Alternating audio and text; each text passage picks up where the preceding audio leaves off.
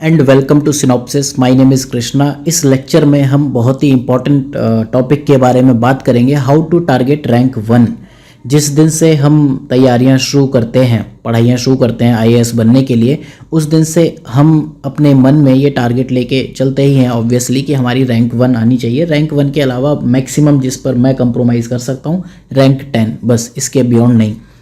तो आप टॉपर कैसे बनोगे, अपने एम को कैसे टारगेट करोगे, 1 अटेम्प्ट सिलेक्शन स्ट्रेटजी क्या कोई हो सकती है, जो ये पूरी सीरीज़ है सिनॉप्सिस आईएएस की, उसका ये नेक्स्ट लेक्चर है गाइडेंस सीरीज़ का। And this is not a click bait video. यहाँ पर हम मैथमेटिक्स, डेटा, स्टैटिस्टिक्स, इन चीज़ों से बात करेंगे। तो पहले हम स्टार्ट करते हैं कि जो हम डे 1 से जो गलतियाँ करते हैं, उसमें सबसे बड़ी गलती हम ये करते हैं कि टारगेट हम करते हैं सीधे रैंक 1 एट डे 1। हमें ऐसा नहीं करना है। हमें टारगेट्स बनाने हैं, ग्रेडेड टारगेट्स बनाने हैं। मैं अभी ये जो टारगेट्स लिख के आपको बता रहा हूँ, these are for general category. लेकिन अगर आप अदर कैटेगरी से हो तो भी आपको जनरल कैटेगरी के रैंक से टारगेट करनी चाहिए, क्योंकि वो आप कैटेगरी का एज ले सकते हो। आपको सर्विसेज बेटर मिल जाएंगी, एश्योरेंस बेटर मिलेगी। आप अगर एज पे लटके होगे तो पॉजिटिव जोन में आ जाओगे। लेकिन आप कभी ऐसे मत टारगेट करो कि अगर मैं रिजर्व कैटेगरी से हूँ तो मैं फिर 900 या 1000 रैंक टारगेट कर सकता हूँ या कर सकती हूँ। तो ग्रेडेड टारगेट ये होने चाहिए। सबसे पहले हम लास्ट रैंक, सपोज कि सिलेक्शन लास्ट रैंक जो जनरल कैटेगरी का होता है 600 रैंक पर है, तो हमें लास्ट रैंक टारगेट करनी है 500 to 600 मार्क्स रैंक तक, जिसमें मार्क्स का डिफरेंस हार्डली 5 to 10, मतलब बहुत कम होता है मार्क्स का डिफरेंस। इसके बाद जिस दिन आप श्योर हो जाओ कि मेरी ये रैंक आ रही है, उस दिन you can target for IRS rank जो 200 से 300 है। उसके बाद आप टारगेट कर सकते हो टॉप 100, उसके बाद टॉप 10। एंड टॉप 1 और 10 में कोई डिफरेंस नहीं, क्या पता कोई बंदा टॉप 1 कब आ जाए, टॉप 10 कब आ जाए। टॉप करना आप यहाँ तक मेहनत कर सकते हो कि हम टॉप 100 में आ जाएं। टॉप 10 में आने के लिए थोड़ी और मेहनत है। उसके बियॉन्ड आप रैंक 1 तो टारगेट मत ही करो, मैं आपको ये चीज़ कहूँगा। रैंक 1 आएगी कैसे वो भी आपको बता देता हूँ। डेटा से स्टैटिस्टिक्स हम देखते हैं यहाँ पर। सबसे पहले हम एक अप्रोच की बात करते हैं जो हम सबकी अप्रोच होती है, मेरी खुद की अप्रोच है, हम सबकी है, ठीक है। Being the virtue of human, ठीक है, क्योंकि हम ह्यूमन बीइंग हैं। हमारी अप्रोच ये होती है, हम किसी कंपटीशन की तैयारी की, हमने बिजनेस खोला, हम पढ़ाई कर रहे हैं, किसी भी XYZ किसी भी कंपटीशन की हमने तैयारी की, डे 1 से हमारा टारगेट होता है कि बस हम जैसे ही हमने 1-2 बुक पढ़ी तो हमें लगता है बस 600 रैंक तो आ ही रही है, सेलेक्ट तो हम हो ही रहे हैं। फिर हमने क्या किया, ये वाले जोन जितनी बीच की रैंक्स थी वो हमने सब इग्नोर कर दी कि अरे ये रैंक तो मैं लाऊंगा या लाऊंगी ही नहीं, मैं सीधे टॉप 10 को टारगेट करूंगा या करूंगी। And most of the times people will target rank 1। अब यहाँ इशू क्या है, अच्छी बात है, हम सबके टारगेट्स ये होते हैं। यहाँ गलती हम कहाँ करते हैं, आप 600 रैंक ले आ रहे हो, दैट इज़ फाइन, ठीक है, या आपने सोच लिया, लेकिन आपने जो प्लानिंग की है वो 600 की है एंड 10 रैंक की है, ठीक है। आपने 200, 300 या 100 ये बीच की रैंक्स के बारे में प्लानिंग नहीं की।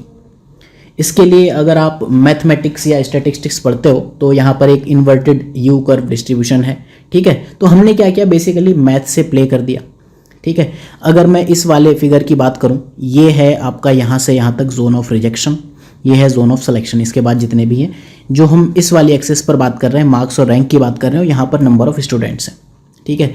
ये वो पॉइंट है जिसे हम टर्निंग पॉइंट बोलेंगे या थ्रेशोल्ड बोलेंगे या स्वीट स्पॉट बोलेंगे, जहां आप पहुंचने के बाद ये कह सकते हो कि मैं सेलेक्ट हो गया।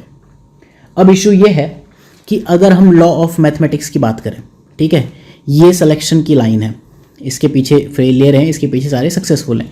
यहाँ जो 34% लोग हैं, इन 34% के सक्सेस होने के उतने ही चांसेस हैं जितने इन 34% के फेल होने के, यानी कि 68% डाउट में है, ठीक है।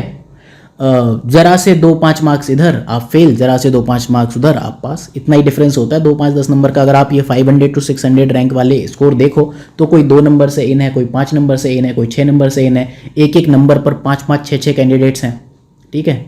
तो आप प्लानिंग करते हुए हमने क्या किया, हमने ये वाला जोन तो इग्नोर कर दिया कि यहाँ तो हम कभी आएंगे ही नहीं, हम सीधे यहाँ से अपनी तैयारी ही यहाँ से शुरू कर रहे हैं। तो इशू क्या है इसमें, हम ये वाला जोन भूल गए जहाँ पर होना मतलब एश्योर्ड हम फेल हैं 13.5%। इस जोन को आपको पार करना पड़ेगा। थ्रेशोल्ड आपकी इससे पहले ये है कि आप जोन ऑफ कंपटीशन में तो आओ, जो कि ये वाला पार्ट है। हम जोन ऑफ कंपटीशन को भूल गए। अब इस 68% वाले जोन में हम कैसे आएंगे, इस वाले जोन में ये बंदा कभी भी सेलेक्ट हो सकता है, ये बंदा कभी भी रिजेक्ट हो सकता है। लेकिन हाँ, हम यहाँ कह सकते हैं ये तो एश्योर्ड फेल है और ये एश्योर्ड सक्सेसफुल है। यहाँ तो फिर और नीचे और ऊपर वाली बात होती जाती है, एश्योरेंस बढ़ती जाती है। तो इस जोन में आने के लिए हम क्या करेंगे, सबसे पहले हम टारगेट करेंगे 600 रैंक, फिर हम टारगेट करेंगे 200 to 300 मीडियोकर रैंक, उसके बाद हम टारगेट करेंगे 100 रैंक, उसके बाद 10, और अगर उसके बाद हिम्मत बचती है तो रैंक 1 भी हम टारगेट कर सकते हैं। ग्रेडेड टारगेट्स होने चाहिए लाइफ में भी और हर जगह। जहाँ भी हम ये टारगेट्स भूल जाते हैं वहाँ फिर हम नील बटा सन्नाटा रह जाते हैं, जूते ऐसी शकल लटका के बैठ जाते हैं, और या फिर टोपा बन के बैठ जाते हैं। हमने क्या किया, हम जिंदगी में दो चीज़ें देखते हैं, आर या पार, या तो मैं 0 हूँ या फिर 100 हूँ। हम मीडियोक्रेसी का जोन मिस कर देते हैं, हम खुद को 0 समझते हैं, यहाँ 0 है, ठीक है। जैसे ही हमने लक्ष्मीकांत पढ़ी या एक आधी और बुक, लक्ष्मीकांत पढ़ते ही बस हम इतने कैपेबल हो जाते हैं। मेरी खुद की कहानी यही है, जिस दिन लक्ष्मीकांत पढ़ ली, संविधान तो अब मैं ही लिखूंगा। तो ये सबकी कहानी है, जो मेरे साथ होता है वो आपके साथ होता है, वो हम सबके साथ होता है। ह्यूमन बीइंग सेम है, सेम वे में सोचते हैं। जिस दिन हमने लक्ष्मीकांत पढ़ ली, संविधान हम ही लिखेंगे, बाकी सब बेवकूफ़ हैं, रैंक 1 हम ही हैं, बस मन से IAS बन गए हम उस दिन, ठीक है। तो ये इशू है, इसको हम देखेंगे कैसे रिजॉल्व करते हैं। और हिंदी मीडियम के साथ कहानी और बुरी है कि हिंदी मीडियम का जोन ऑफ रिजेक्शन काफ़ी लंबा है, ठीक है। हिंदी मीडियम में नंबर ऑफ स्टूडेंट्स देखो तो वो भी पीक भी कम है। इंग्लिश मीडियम का जोन ऑफ रिजेक्शन अगर यहाँ पे आ जाता है तो हिंदी मीडियम का कम है। हिंदी मीडियम के लास्ट रैंक यहाँ आ जाती है, कभी कभार इक्के दुक्के ये वाली रैंक कहीं इधर उधर टॉप 100 या टॉप 5 टॉप 10 में दिखते रहते हैं। इसको हम थोड़ा सा समझते हैं, ग्रेडेड टारगेट कैसे होंगे। पहले मैं आपको बताता हूँ करना क्या है, फिर कैसे करना है, उस चीज़ की भी हम बात करेंगे। मार्कशीट्स लेकर मैं अपनी मार्कशीट, टॉपर्स की मार्कशीट और कुछ और मार्कशीट जो अच्छी रैंक है, मीडियोकर रैंक है, उन सबको लेके बताऊंगा ग्रेडेड टारगेट कैसे होने चाहिए। हम सपोज ये मेरिट लिस्ट है, ये यहाँ से ये रैंक 1 है एंड ये रैंक 600 है, इसके ऊपर सिलेक्शन का जोन है, इसके नीचे रिजेक्शन का जोन है, ठीक है। ये मैंने कहा this is last rank 500 to 600, जहाँ 10-15 5 10-15 20 नंबर, इससे ज़्यादा डिफरेंस नहीं होता। तो अगर आपको ये जोन क्रॉस करना है रिजेक्शन, आप सभी सब्जेक्ट्स में एवरेज स्कोर करो, किसी भी सब्जेक्ट में आप खराब मत करो। अगर आप खराब करोगे तो फिर आप इस जोन में लाई करने लगोगे, ठीक है। तो आपको बेसिकली क्या करना है, इस जो जोन ऑफ डाउट है या जोन ऑफ कंपटीशन है, उसमें आने के लिए आपको इस जोन को क्रॉस करना है। उसकी सीधी सी कहानी है, सभी सब्जेक्ट्स में आप एवरेज स्कोर करो। जिस दिन आप ये गारंटी ले लो, ऐसे कुछ लोग हैं, आपको कुछ मार्कशीट्स मिलेंगी, बहुत सारे ब्लॉग्स हैं, यूट्यूब पर आप सर्च कर सकते हो, गूगल पे सर्च कर सकते हो, बहुत से लोग हैं ऐसे। एक लड़की है, वो लगातार 2 अटेम्प्ट में सेलेक्ट हुई है, उनके जीएस में 401 मार्क्स हैं, एसए में आई थिंक 140 में मार्क्स हैं, एंड ऑप्शनल में 268, geography optional. These are not dream marks. She was selected 530 to 550, 2 बार सेलेक्ट हुई हैं मैडम, और दोनों बार सेम रैंक से IRAS हैं, आई थिंक 2017 और 16 दोनों बैच में सेलेक्ट हुई हैं, ठीक है। तो उनके सभी सब्जेक्ट में एवरेज मार्क्स हैं, she is not doing anything bad, ठीक। जैसे ही आप इस जोन में आ गए, आपने क्या किया, एक सब्जेक्ट आप अच्छा करोगे, बाकी सब एवरेज। खराब तो आपको नहीं करना है। खराब करोगे तो अगर सपोज आपने एक सब्जेक्ट अच्छा कर दिया, दूसरा उसको कंपनसेट कर देगा। सपोज आप यहाँ हो, एक सब्जेक्ट आप ऊपर गए, दूसरा नीचे ले आएगा, बात बराबर यहीं रहे, ठीक है। तो अगर आप एक सब्जेक्ट अच्छा करते हो, बाकी सब एवरेज, तो आप ये फिर IRS वाली रैंक में पहुंचते हो। अभी हम मार्कशीट्स देख लेते हैं आगे, ठीक है। अगर हम 2 सब्जेक्ट अच्छे करते हैं, बाकी सब एवरेज करते हैं, तो ये टॉप 100 वाली रैंक में हम पहुंच जाते हैं। फिर इसके बाद जो मिड रैंक है, 1 सब्जेक्ट वेरी गुड कर दो, बहुत अच्छा, ठीक है, और 2 सब्जेक्ट्स वेरी गुड, तो फिर आप रैंक 1 में पहुंचोगे, और 1 सब्जेक्ट वेरी गुड, तो फिर ये टॉप 10 और टॉप 50 ये रैंक्स हैं। अब ये एब्सोल्युटली ट्रुथ नहीं है डेटा, इसको आप अपने हिसाब से वेरिएंट और वेरिएशन लगा के देख लेना। ऑलमोस्ट ये चीज़ ट्रू है। हम एक एक करके मार्कशीट्स देखते हैं, थोड़ा सा एसेस करने की कोशिश करते हैं। ये मार्कशीट है रैंक 267 की। इनके अगर आप मार्क्स देखो, सभी में एवरेज हैं। यहाँ पर कहीं कहीं आप बेटर देन एवरेज कह सकते हो। एक सब्जेक्ट में इन्होंने अच्छा स्कोर किया, ऑप्शनल में इन्होंने बिलो एवरेज थोड़े से स्कोर किए, लेकिन जीएस में थोड़ा थोड़ा करके इन्होंने कंपनसेट कर लिया।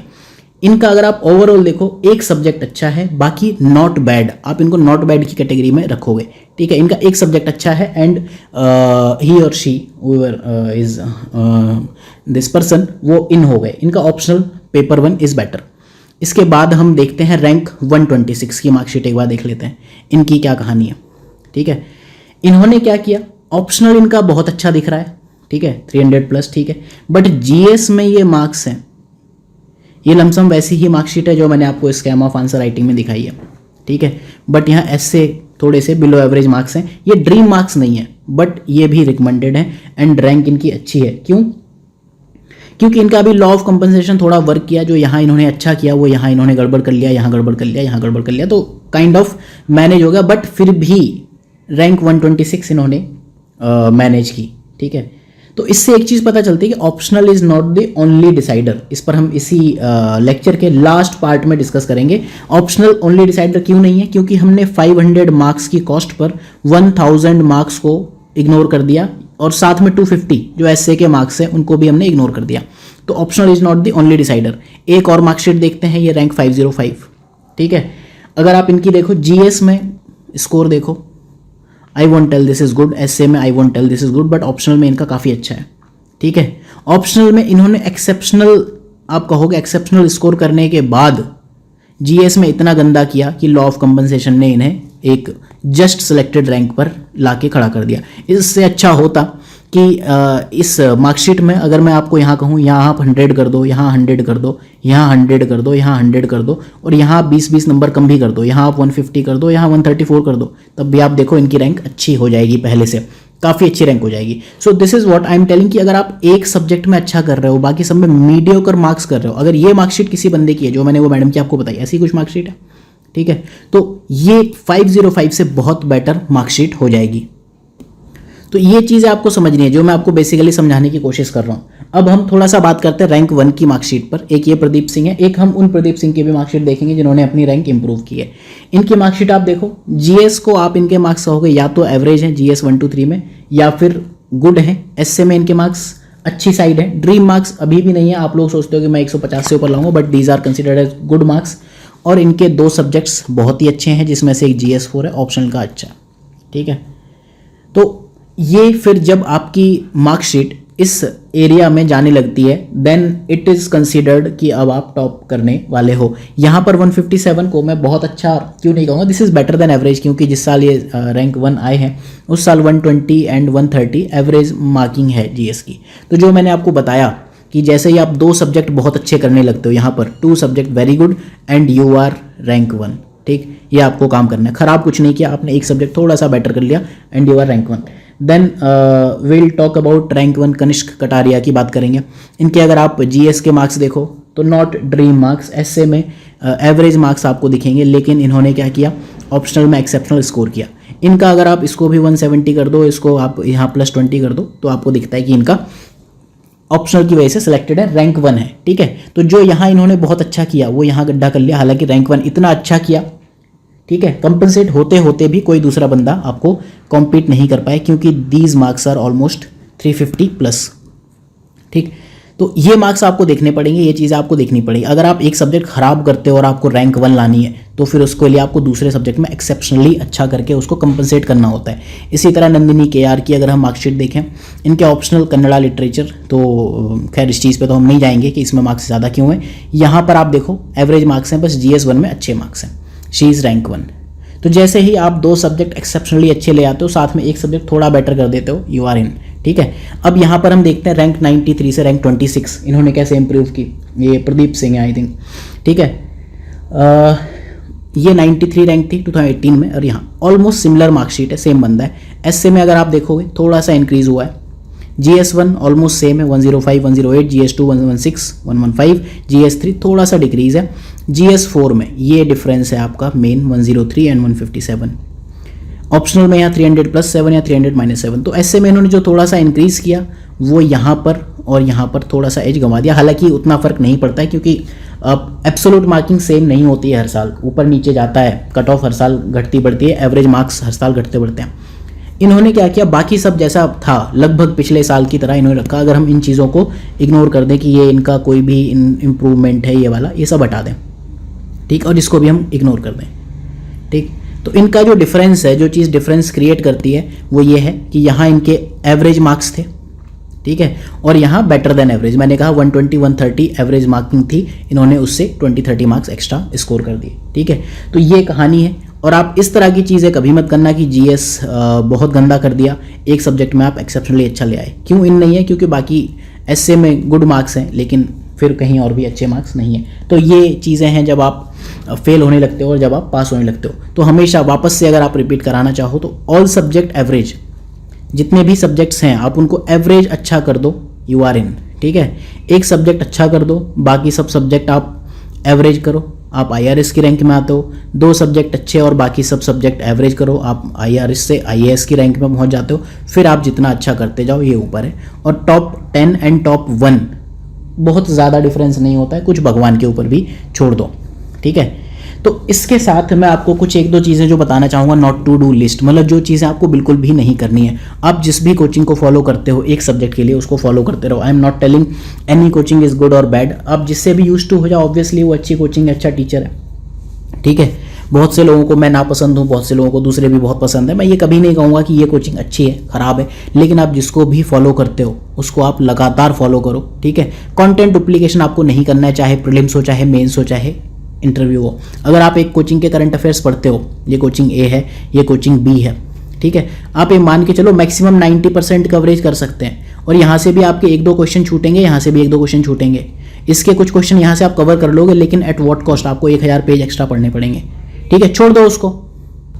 आर्ट एंड कल्चर के लिए अगर आपने CCRT पढ़ लिया तो नितिन सिंघानिया के 1000 पेज पढ़ने की नीड नहीं है। CCRT के जो अगर आप देखो 60-70 पेजेस में नितिन सिंघानिया से बेटर कंटेंट है। ठीक है, लेकिन अगर आप नितिन सिंघानिया पढ़ चुके हो तो आपको CCRT पढ़ने की नीड नहीं है। ठीक, कोई भी एक चीज़ आप पढ़ लो, ठीक है, but don't do duplication. Then second thing, never do such things जिससे आप फेल हो जाओ प्रीलिम्स में। प्रीलिम्स में देखो, अगर मैं सिर्फ बात करूँ 20-20, 50-50 सीरीज से और गाइडेंस सीरीज से मिला के, जो कि बेसिकली प्रीवियस ईयर क्वेश्चन को लेकर बनी हुई चीज़ें हैं, उससे अगर 58 क्वेश्चन आ सकते हैं डायरेक्टली और कट ऑफ आपकी 50 क्वेश्चन के आसपास जा रही है जनरल कैटेगरी में, तो फिर अगर आप फेल हो जाते हो, इट मीन्स कि आपकी जो प्लानिंग है, आपकी स्ट्रेटजी है, उसमें ग्रॉस फ्लॉज हैं, आपको प्रीवियस ईयर क्वेश्चंस करके जाने पड़ेंगे। ठीक है, तो अगर आप कंसिडर करते हो then you can go for MSGP main seat guarantee programme, जहां पर हम 25 साल के क्वेश्चंस करते हैं। अगर आप ऑलरेडी कर चुके हो किसी और बुक को परचेज करके, तो वहां बस ये देख लेना कि मोस्टली जो मार्केट में बुक्स हैं उनमें UPSC के आंसर की से थोड़े से वेरिएंस होते हैं। ठीक है, तो आप उन वेरिएशंस को आप थोड़ा सा इम्प्रूव करके उन टॉपिक को अच्छे से पढ़ के आप जा सकते हो। जो टॉपिक यहाँ 20-20, 50-50 सीरीज में लिखे हुए हैं, वेबसाइट पे चले जाना, पढ़ लेना, उनको रट के चले जाओ, आपके नोट्स में होते हैं ऑलमोस्ट ये टॉपिक। तो never get fail in prelims. Prelims में आपको टॉपर नहीं बनना है। देन एक जो गलती हम करते हैं, GS को सेकेंडरी रख देते हैं ऑप्शनल के ऊपर। इसके ऊपर मैं एक फुल फ्लेज गाइडेंस बना दूंगा आपके लिए। ठीक है, GS और ऑप्शनल की अगर हम बात करें, ऑप्शनल होते 500, GS में होते 1000 प्लस 250। ठीक है, ऑप्शनल में ना आपको 30-35 नंबर लाने के लिए लगभग डबल ट्रिपल इतना आपको कंटेंट पढ़ना पड़ता है। ठीक है, आपको बुक रीडिंग पे जाना पड़ता है, आपको यूनिवर्सिटी लेवल की बुक रीडिंग पे जाना पड़ता है, तब आपके 20-20 नंबर ऑप्शनल में बढ़ पाते हैं। GS में 400 से 500 स्कोर करना रिलेटिवली इजी है, और ऑप्शनल में 270 से 300 स्कोर करना या 300 से 330 स्कोर करना रिलेटिवली टफ है। ठीक है, कुछ लोगों के आ जाते हैं, वो आपको ज्ञान देते हैं कि आंसर राइटिंग कर आ गए, वो ठीक है। इसके लिए आपको सॉल्यूशन मैं बता सकता हूँ, प्रीवियस ईयर क्वेश्चंस, उस पर आप जाओ। मैं आपको लगातार ये बताता आया हूँ कि किस तरह से ऑप्शनल में, GS में कैसे क्वेश्चंस रिपीट होते हैं। देन थर्ड थिंग, इंटरव्यू में, ये सिर्फ हिंदी मीडियम वालों को बता रहा हूँ, हिंदी को एटलीस्ट इंटरव्यू में तो अवॉइड करो। ठीक है, मैंने अपनी लाइफ में 250 इंटरव्यूज़ के आसपास सर्विसेज के टाइम पे लिए, और अभी सिनॉप्सिस में 1000 प्लस इंटरव्यू ले चुका हूँ। जैसे ही बंदा हिंदी मीडियम की बात करता है, एक मन उखड़ जाता है कि यार मतलब तुम IAS बनना चाह रहे हो, एक इंग्लिश लैंग्वेज नहीं सीख पाए। और जब रीजनलिज्म की बात आती है, इस बारे में बात नहीं करूँगा मैं बहुत ज़्यादा, आपको खुद ही समझना पड़ेगा what is regionalism in India and Hindi medium में क्यों ऐसा होता है। आप क्यों ऐसा सोचते हो कि ऐसा क्या होता है कि हिंदी मीडियम में एवरेज स्कोरिंग 400 अगर किसी के आ गए GS में, तो वो मतलब 1-2 भी ऐसे नहीं है। एंड GS जो इंग्लिश मीडियम से लिख रहे हैं उनके 400 एक एवरेज मार्क्स हैं, बिलो एवरेज मार्क्स हैं। तो कुछ तो गड़बड़ है, और वो गड़बड़ की रूट्स यहाँ छिपी हैं, इसको आप खुद ही समझने की कोशिश करो। ठीक है, and last thing, never, not to do list है ना, तो never play with maths and statistics. हमने जो गलती की, हमने जोन ऑफ मीडियोक्रेसी कर दी है, हम सीधे रैंक 600 से 0 से हीरो बन गए, ऐसा नहीं है। आप पहले इंटेलिजेंट नहीं हो, मैं पहला इंटेलिजेंट नहीं हूँ। ठीक है, ना तो मैं पहला इंटेलिजेंट हूँ, ना ही मेरे से पहले आने वाले सब बेवकूफ़ थे। ठीक है, मेरे से पहले वाले लोग गधे नहीं थे, ना ही मेरे बाद अब कोई होशियार नहीं आएगा या आएगी।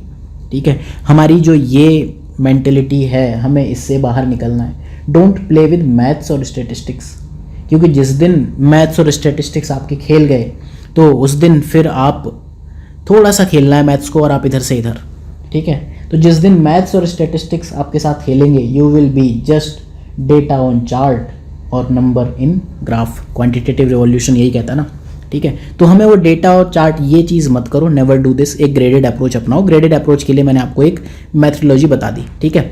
अब यहाँ पर ये 4, 5, 6, 8, 10 मैंने सैम्पल मार्कशीट आपको दे दी है, ठीक है। अगर आपको चाहिए, हज़ारों मार्कशीट अवेलेबल है, आप एक एवरेज वेरिएंस निकालने की कोशिश करो तो एवरेज यही पैटर्न चलता है, ठीक है।